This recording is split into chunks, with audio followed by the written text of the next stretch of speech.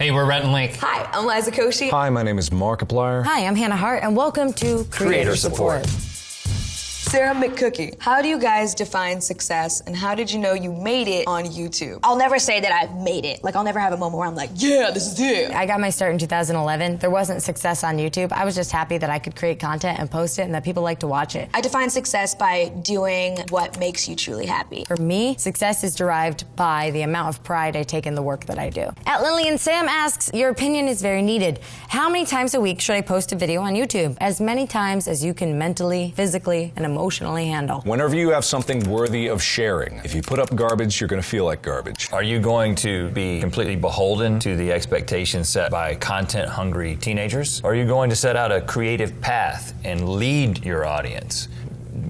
We don't do that. Yogita BC asks, how long does it take to create a YouTube video for you? It takes me days. You're looking at the entire production company right now. I write everything by myself and I shoot everything by myself. Like, it takes me a very long time to create a 3-minute to 5-minute video. Liza On Man. At Alien. Wait. Or a lion man. Why did you start making videos on YouTube? For me, it started out as a joke. I made a video for somebody that I loved and I sent it to them via YouTube. It went viral and now I work in entertainment. I was really bored. I had a lot of voices in my head and I decided to put a wig on them and a mustache on them and start giving them names, and I'm fine. It was a way for me to express myself and to kind of have fun. Well, actually, we didn't start making videos on YouTube. Somebody took videos we had made not on YouTube and put them on YouTube. But that person that took those videos, they're dead now.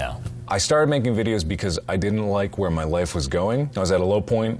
Just came out of a surgery to remove a tumor, bad relationship, got laid off from my job. So I needed some semblance of control in my life. Let's Plays were something that were easy to grasp. I felt like I could start out on doing it and actually have something to make, and then I could build on it from there and start doing sketches and stuff. McKenna Rash, something I'm still trying to get rid of. What do you guys do when you have a disagreement? How do you solve it? with not slaps, but slaps. That's when you limp-handedly,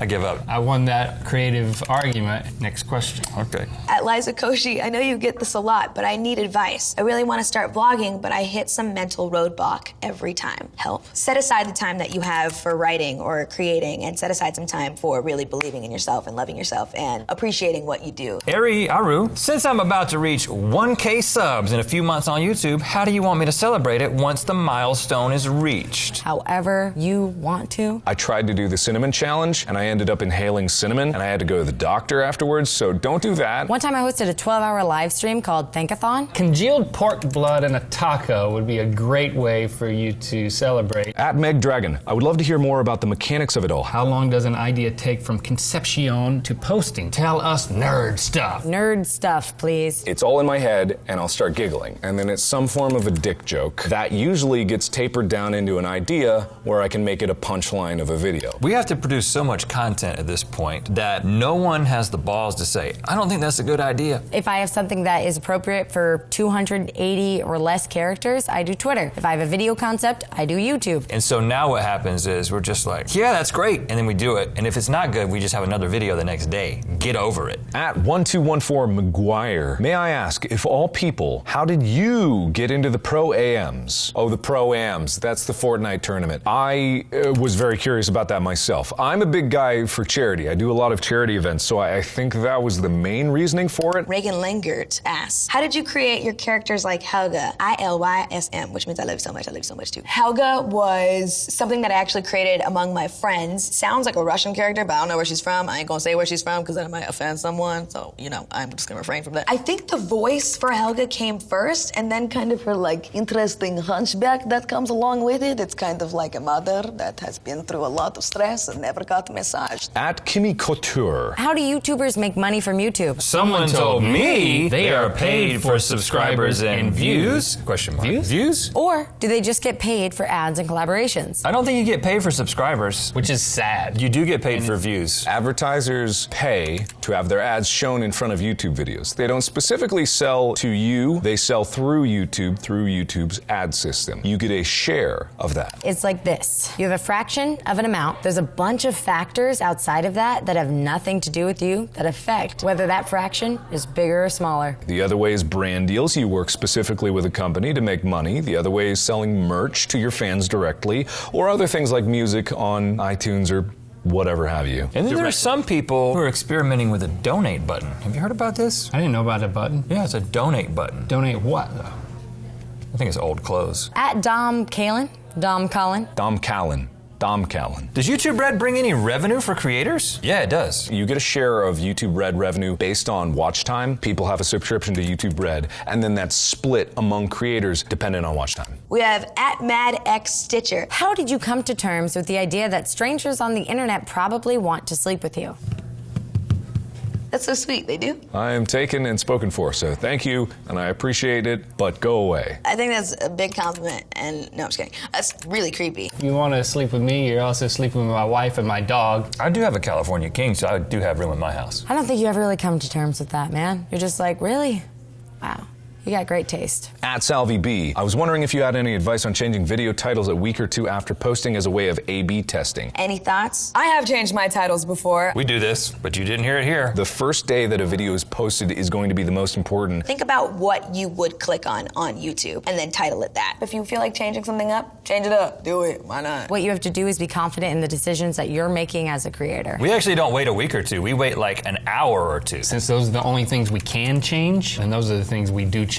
Boone is Lord69. How do you guys film GMM? Do you film every episode for the week in one day and edit it later, or do you film the episode the night before? We filmed all 1,400 episodes in 2012. Back to back to back. And we're getting It's not very, because of very any other close to reason. running out. Next question. At Legit Skeller, Jacksepticeye and Markiplier and Cry Was Taken. How did you come up with your YouTube names? Sean, Mark, Ryan. Not that you guys will see this. You don't even know I exist. Lol, me and my girl love you guys though. Wish you would collab with Ethan too. He's adorable. My brother actually came up with my name. My original intention on YouTube was to make sketch comedy where I play all the characters. I didn't know how to do that, but the name still stuck. I am Mark, and I was going to multiply myself. Therefore, Markiplier. At Real Zoe Marshall says, how do you tell your parents you've decided to do YouTube and play video games for a living? Well, my friend, I'm 31, so don't need to. Do you do YouTube and play video games for a living? As in you make a steady paycheck? Because then your parents have a real distinct answer and you're just like, oh, okay, you're paying your bills, you're doing well, you're doing good. I do not encourage you jumping train, abandoning everything else, and diving into YouTube before you've even started it. James Seymour, how did you guys come up with the let's talk about that intro? Originally, we thought our show was just going to consist of us talking about stuff, things, topics. We were going to banter friendlily. Then it turns out we had to start eating coagulated pork blood in tacos and the anuses and testicles of Several animals. all type of flora and fauna. At By4Gaming asks, what is the hardest part of making consistent YouTube content? ADHD. Yeah, I lose interest really quick. Having a vision and being able to make it come true. Your cynical comments. Seeking to not build your self-esteem on people's perception of you, which is exactly what we have done, which is an incredibly unhealthy way to exist. I feel like a ghost of a person. Make sure you get into a nice routine. If you tell yourself that you're going to create on Wednesdays, make sure that you're writing on Sunday and then filming on Monday and then editing on Tuesday and posting on that Wednesday. At TinyDancer724 says, hey lady, I'm starting a vlog and was wondering what equipment/software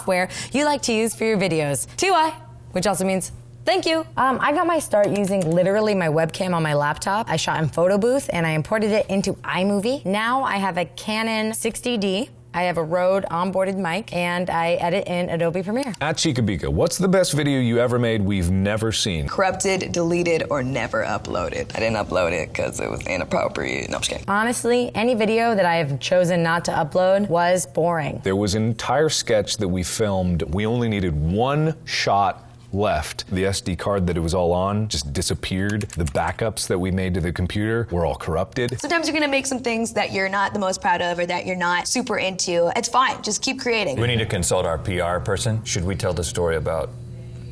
No, but we'll change the name. Yeah, we were once making a video with Fyra Tank's supermodel Super smodel. in a waffle iron. Think about it, you've never seen Fyra Tank's left hand. And if you do, there will be a noticeable grid on it. Elite Pshaka I'm gonna say. What YouTubers do you guys watch? Have you ever watched Jun's Kitchen? Lovely Japanese man, cooks for his cats. I watch Jenna Marbles on YouTube. I watch Ryan Higa on YouTube. I watch the Fine Brothers on YouTube. I watch Kurzgesagt, which is also called In a Nutshell. They are a informational animation channel. We only watch our own videos. What if we just reverse it? It's hard to find good stuff to watch on YouTube, so we just watch Link and Rhett. Yep. And Primitive Technology. Oh yeah, that is good. There's also Cyanide and Happiness and Bro Science Life and 40K Theories, which is for Warhammer 40K, which I'm a big fan of and I don't talk about. Hi Markiplier, I have a question. How did you get noticed with your YouTube channel, or at what point? My first exposure was the first reaction compilation that I made, which is just an assembly of funny moments in my gaming career. I posted it on YouTube and it got posted to Reddit, and it just so happened to get to like 3rd place on the video section of Reddit. And suddenly I got subscribers. Kristina, why can't my parents understand how important it is for me to go to VidCon? The moment your parents understand why you should be at VidCon, you will no longer want to go to VidCon. VidCon's very expensive. Your parents have bills to pay. If you're a huge fan of someone, if you explain that you've been watching them for years, they've supported you, you've gotten a lot of inspiration from them, that's one reason. Good old Ron Moray. How many production hours go into GMM pre-video post? Proud to say my 16-year-old has heard of your show. Awesome work, guys. The word's getting out. It would be embarrassing if we actually did the math on that and gave you the real number that went into 12 to 15 minutes of content every single day. It's more than you think is necessary, as is evidenced by the fact that every time we post a picture of our crew, the first question is, why do you need so many people? At Irebout, what is the best way to make a call to action really work? Best way to make a call to action really work is to make an actual logical argument to your viewer base as to why this is important. I do these call to actions on charity efforts. Ask small. These fans, these people supporting you, they are your fans. They believe in you and they believe in what you're doing. Will the NocturnalBard.